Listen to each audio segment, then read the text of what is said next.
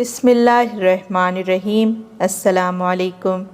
آج کی اس ویڈیو میں ہم آپ کو مختصراً من و سلویٰ کے بارے میں بتاتے ہیں کہ من و سلویٰ کیا تھا۔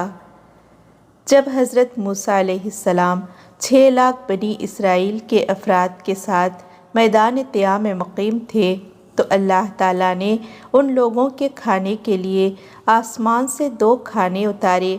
ایک کا نام من اور دوسرے کا نام سلویٰ تھا۔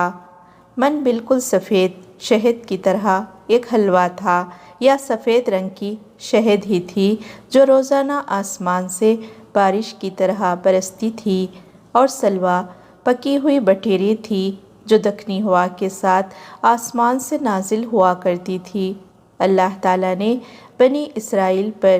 اپنی نعمتوں کا شمار کراتے ہوئے قرآن مجید میں ارشاد فرمایا کہ وَأَنزَلْنَا عَلَيْكُمُ الْمَنَّ وَالسَّلْوَىٰ، اور تم پر من اور سلویٰ اتارا۔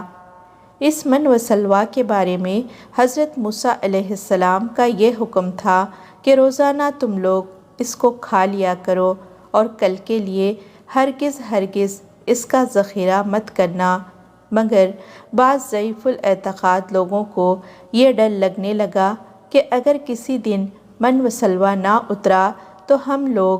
اس بے آب و گیا چٹیل میدان میں بھوکے مر جائیں گے، چنانچہ ان لوگوں نے کچھ چھپا کر کل کے لیے رکھ لیا، تو نبی کی نافرمانی سے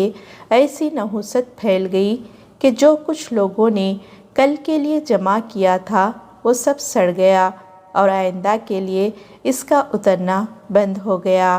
اسی لیے حضور اقدس صلی اللہ علیہ وسلم نے ارشاد فرمایا کہ بنی اسرائیل نہ ہوتے تو نہ کھانا کبھی خراب ہوتا اور نہ گوشت سڑتا۔